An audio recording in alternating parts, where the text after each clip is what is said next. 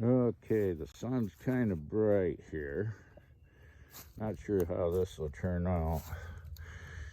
But anyways, back in the old days, when we didn't have saws, this is how we took the trees down. We set them on fire and burned them down.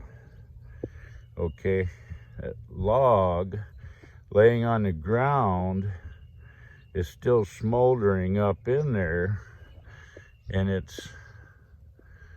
I don't know how far it'll go. I might have to start it up again sometime.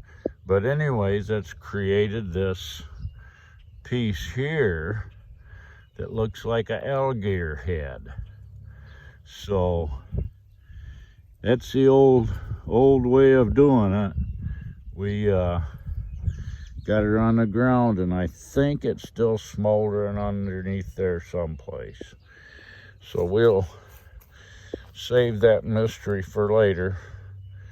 Okay, y'all have a good day now.